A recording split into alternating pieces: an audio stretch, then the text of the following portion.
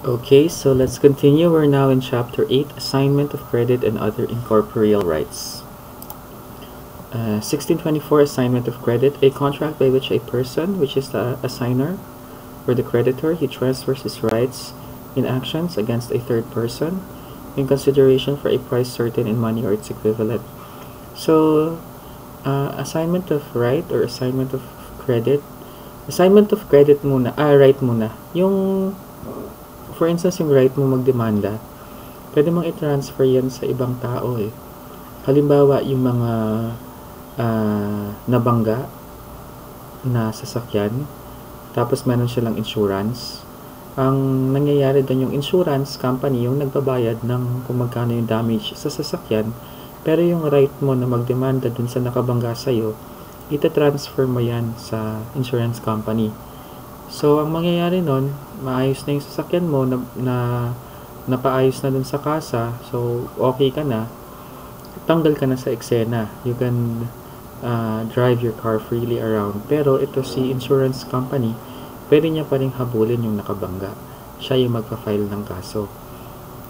Kasi yung right mo, na-transfer na magdemanda, na-transfer na dun sa insurance company.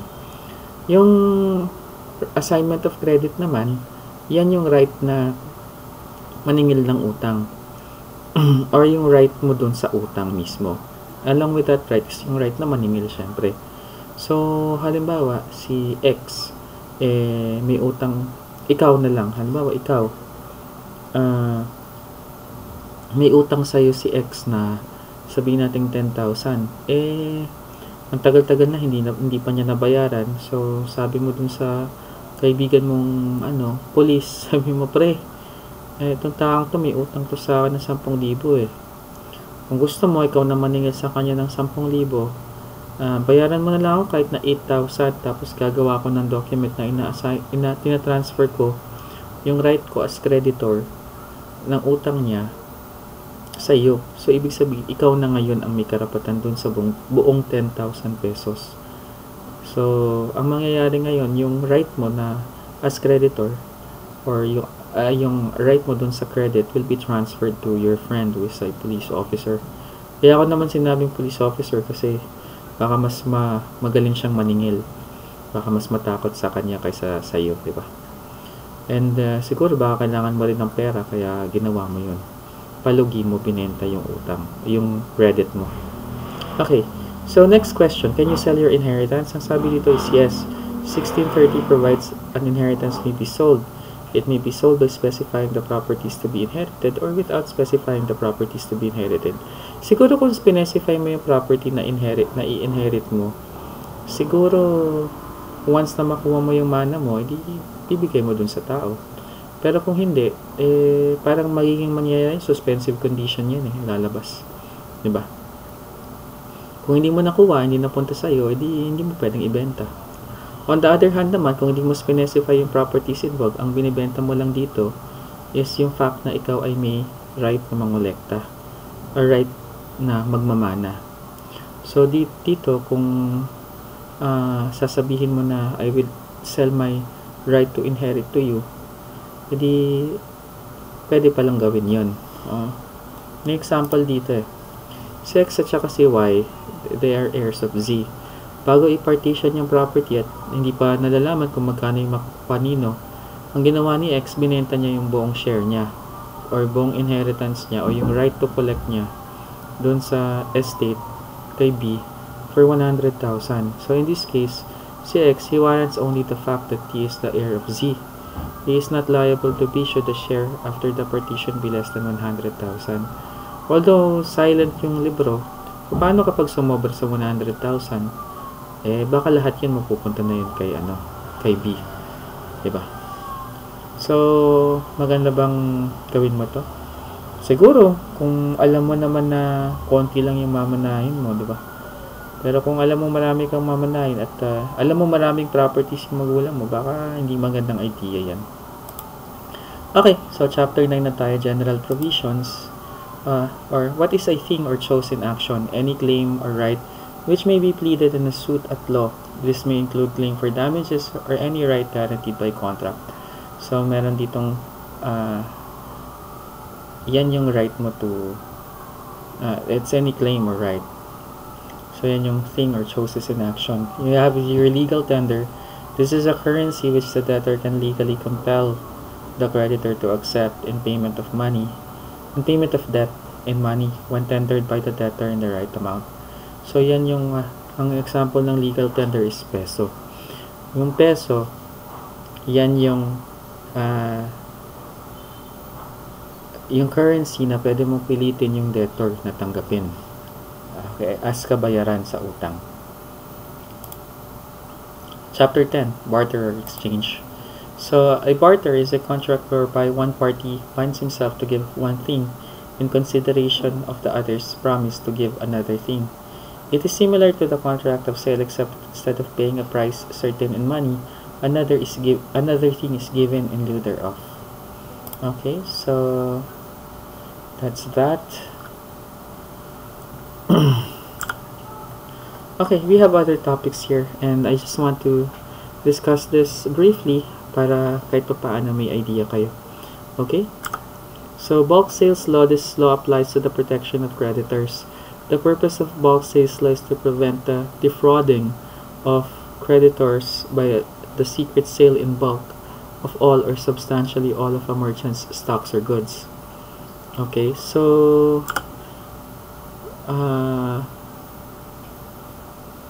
bago tayo pumunta doon, sisimplihan ko lang.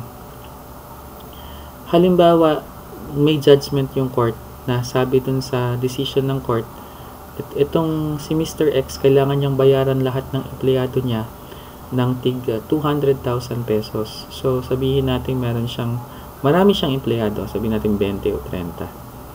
So, sabihin natin 1 million na lang per person yung babayaran niya. Tapos meron siyang 20 na empleyado. So, 20 million yung total niyang babayaran.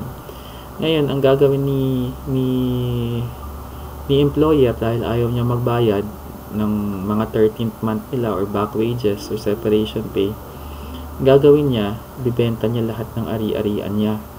So, ibibenta niya in bulk. Okay, kaya ito ginawa para ma-prevent yung batas na to, para ma-prevent yung ganong scenario na madi-defraud yung creditors, which is yung employees niya. Kasi sabi dun sa decision ng court, bawat empleyado entitled sa 1 million.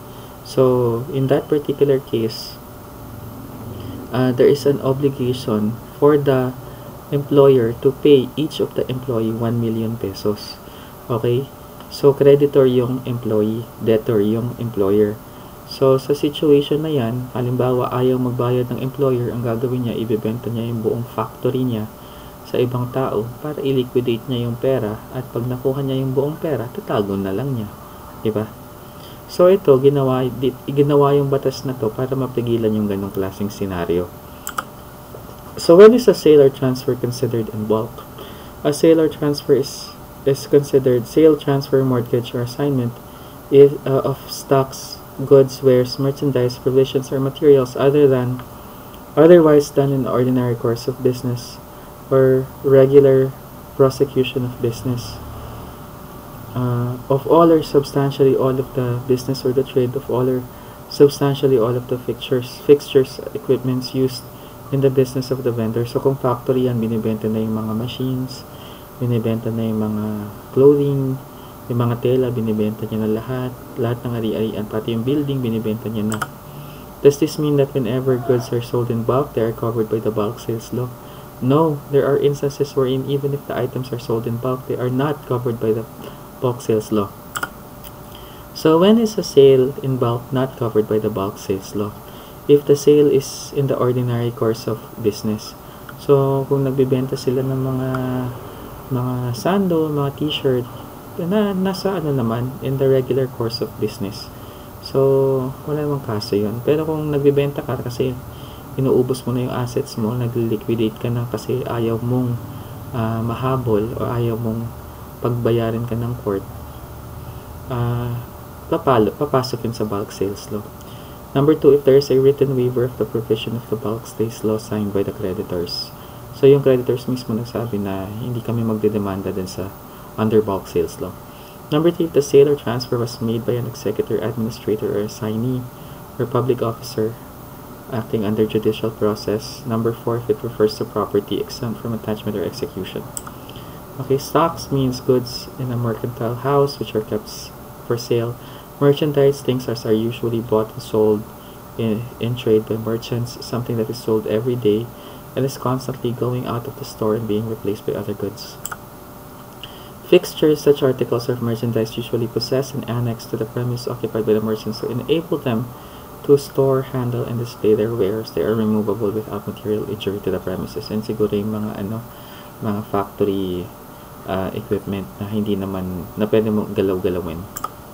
So, how does the bulk sales law protect the creditors? Yan ang napakagandang tanong. Kaano nga ba? The law requires the seller to deliver the buyer a sworn statement of the names and addresses of all the creditors to whom the seller may be indebted to. Okay. So, nire-require ng batas na yung seller ay kailangan niyang i-deliver doon sa buyer muna ang sworn statement na wala siyang pagkakautang sa ibang tao. The law also requires the seller at least 10 days before the sale to make a full and detailed inventory showing the quantity and cost of goods and to notify every creditor of the price and the terms of conditions of the sale. So may 10 days bago yung actual sale na kailangan gumawa pa ng inventory yung seller. Alam niyo, sa totoo lang, nung nag-aaral pa ako, hindi ko masyadong naiintindihan to, kinabisado ko lang. Pero ngayon na nasa practice na ako, nauunawaan ko na kung bakit ginawa ito. Kasi right now, halimbawa, diba, nasa labor practice ako. Marami akong kaso na panalo. Ang problema ko dito, hindi ako makakolekta kasi yung mga kumpanya, yung iba nagsara. Tapos yung mga bank accounts nila, kasi yung bank accounts yung unang tinitingnan ng court eh. Nagpapadala ng sulat ng court sa lahat ng major banks. Wala nang pera dun sa pangalan nila. Some of them existing yung bank account pero 0 pesos yung laman. So wala kang makolekta talaga. Diba? So ngayon, ang susunod dyan is yung mga sasakyan kung meron. And then number 3, real property under the name of the employer. Pero mahirap yun eh. Napakahirap nun kasi iisa-isahin mo pa siguro yung RD. Never ko pa nagagawa yun eh. Pero yung last resort mo dyan is pupunta ka muna dun sa mismo sa opisina nung kumpanya at hahatakin mo yung kung anong mahatak mo dun.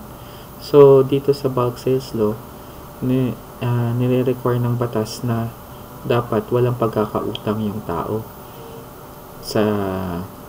Walang pagkakautang yung employer sa ibang tao. O kaya dito, yung may-ari ng factory, wala siyang pagkakautang sa ibang tao bago niya binenta yung lahat ng kanyang ari-arian or bago siya mag-liquidate ng assets niya. So now let's pretend that the sale in bulk happened and the seller did not comply with the statements and inventory. The buyer purchased the goods. What happens next? So dito, hindi nga siya nag-comply.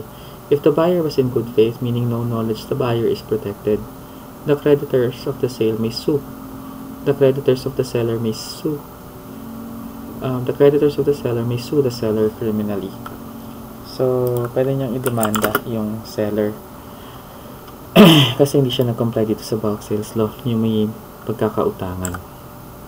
If the buyer was in bad faith, meaning the buyer had knowledge that the sale was made to the prejudice of the seller's creditors, the vendee accepts it as his peril. The sale is invalid only between the buyer and the seller, but void as per creditor. So, halimbawa, balik tayo sa example. Yung labor arbiter, which is yung judge sa labor courts, nag-decide na sabi nila, ito, si Mr. X, may pagkakautang ito ng 30 million pesos sa lahat ng kanyang 30 na empleyado. Babayaran niya dapat ng tig 1 million pesos each. Ngayon, ang ginawa ngayon ni employer, binenta niya to sa kaibigan niya. Sabi niya, pre, bilhin mo na to. Bilhin mo kahit 15 million, pero ang worth nito 30 million. Ngayon, sabi nung kakaibigan niya, alam ko may kaso ka eh. Diba? Kaya mo to binibenta, no? Kasi may natalo ka dun sa kaso mo. Sabi ngayon ni seller, wala namang makakaalam niyan eh. Ikaw, nasa sayo kung bibilin mo. Ito, ino-offer ko sa'yo kalahating halaga lang. Diba? Para makuha ko na yung pera tapos makabalik na ako ng China, halimbawa. Kasi posibleng ganun, diba? Ngayon, kapag binili yun ni seller, ay ni buyer, tapos alam niya na may kaso, so bad faith siya. Ang sabi dito, the vendee will accept it at his peril. Ibig sabihin, posible na baka siya yung habulin ng korte para mabayaran yung 30 million. Diba? So, what are the acts punished under the bulk sales law? Knowingly making a statement which does not include the names of the creditors of the seller and the correct amount due and its due date. Transferring any stocks of goods, wares, merchandise, etc. sold in bulk without consideration or for nominal consideration only. Okay, that makes sense. Okay, and next na tayo, Maceda law. Ito, sikat na sikat to. Discover sale of real property through installment basis. The best example here is the purchase of a condominium unit from a developer. So, ano ba ang purpose nitong Maceda law? It protects the buyer against oppressive conditions set by the developer. Diba? Ulitin ko ha. Pag bumili ka kasi ng condominium, halimbawa ang condominium is worth 2 million, hindi mo naman babayaran niya ng 2 million ng isang bagsakan.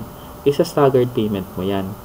Ngayon, yung staggered payment mo, sabihin natin tig 20,000 per month ka lang, tapos may lump sum ka na babayaran. Usually, ganun yan Pero nagkakaroon ba ng panahon na posibleng hindi mo mabayaran yung utang mo o yung monthly installment mo? Ang sagot is oo, lalong-lalo na ngayon na COVID, na halimbawa nawalan ka ng trabaho o na COVID ka, hindi ka makapagbayad ng monthly amortization mo, diba? Yung monthly payments mo. So, yung ibang condominium developers kasi, sinasabi nila kapag hindi ka nakapagbayad, hindi mo natapos, lahat ng binayad mo doon, waive na in favor of them. So, very, very oppressive yon. Ngayon, yung batas na to, ginawa ito para sa protection ng yung mga buyers, para hindi naman sila sobrang tagilid in the event na hindi nila matapos yung payment, di ba? Okay? So, sabi dito, if the buyer defaults in installment payments, does he have any remedy? Sabi, yes.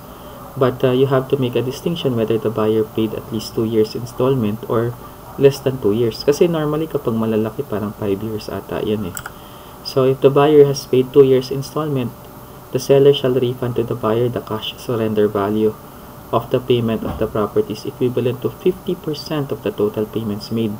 So, kung nag-down payment ka na ng mga 1 million dun sa 2 million peso property, ibabalik sa iyo yung 500,000. Okay? After 5 years of installment, there shall be an additional 5%. So, itong after 5 years of installment, parang bihira akong makakita ng ganito na condominium na more than 5 years yung installment payment. Pero assuming na more than 5 years, after 5 years, may 5% ka. Pero hindi siya mag-exceed ng 90% of total payments made. So, if the buyer paid less than 2 installment payments, the seller shall give the buyer a grace period of not less than 60 days from the date the installment became due. If the buyer fails, the seller may cancel the contract. So, may grace period na 60 days. Pag hindi, pwedeng i-cancel ng seller yung kontrata. Ang tanong, kapag kinancel ba, ano na mangyayari dun sa down payment mo? Diba? So, ang sagot, mukhang hindi mo ma-recover kasi less than 2 payments ka pa lang Diba? So, tingnan natin dito sa sa Maceda law itself.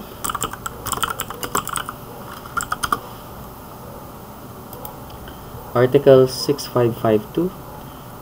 This is Maceda law, otherwise known as Realty Installment Buyers Act. So it's actually a very short law. Very, very short. 9 sections lang. Tapos 1972 pa pala ito, ginawa. So,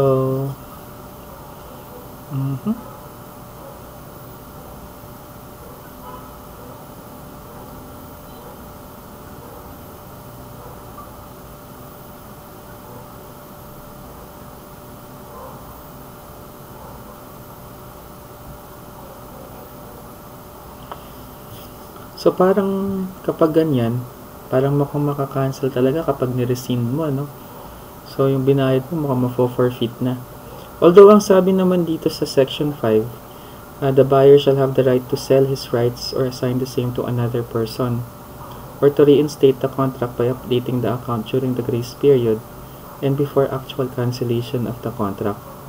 So, So, ibig sabihin, kung hindi ka na makapagbayad nung utang, pwede mong i-transfer yung right mo as a seller, as buyer pala, sa ibang tao. Diba? Para kahit pa paano may makuha ka. Kasi kung hindi, cancel talaga.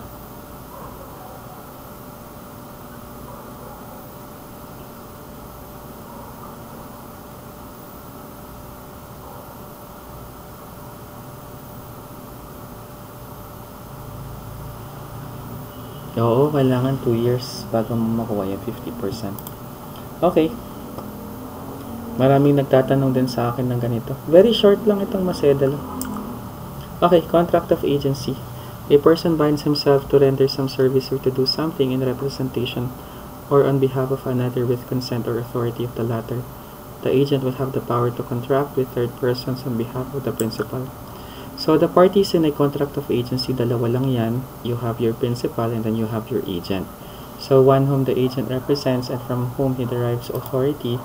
And then yung agent, siya yung inuutusan. Ang tatandaan mo lang dito, yung dalawang klaseng power of attorney. Yung una, yung general power of attorney at yung pangalawa, yung special power of attorney. Yung general power of attorney means to do general acts with a particular trade or business. Yung special power of attorney naman means one authorized to act in one or more specific transactions. Sa practice, never ako gumawa ng general power of attorney. Parating special power of attorney. Parating ini-indicate kung ano yung kailangan anong power ang tina-transfer. I think mas okay din ito para kung gagawa ka man ng power of attorney, special power of attorney mo na. Bakit ka pa mag-general power of attorney? Doesn't make sense eh. Diba? So, extinguishment of agency, revocation, meaning ni-revoke ng principal yung contract of agency niya sa kanyang agent. Number 1. Number 2, withdrawal of agent. Sabi ng agent, ayoko na. Number 3, death, civil interdiction, insanity, insolvency on the part of the principal or the agent. Kung yung isa dun sa dalawa namatay, extinguish na to kasi paano nga naman matutuloy yung contract ninyo of agency kung either yung principal or your agent deads na. Number 4, by dissolution of the firm or corporation which entrusted or accepted the agency. Number 5, accomplishment of the object or purpose of the agency. Number 6, expiration of the period for which agency was contracted. Okay? And so, ito yung ating quiz, and that's where we end the contract of sale and where we end the semester. Okay, I hope you learned something today, and I do hope that you are safe. The COVID is still here. It's very real, apparent. It's an apparent threat. I have had COVID twice already, probably in the past 3 months because of my exposure with I'm try to be very careful, but sometimes you can't really be, medyo ka talaga eh. So just be vigilant. If you don't necessarily have to go out, don't go out. Ayun lang. I hope you are safe and well, and I really hope that you learned something sa mga lectures ko. If you, in the future, if you still want to go back to the lectures, it's just I'm going to upload it in YouTube, so you can always go back anytime you want. Okay? Sige. Thank you, and goodbye.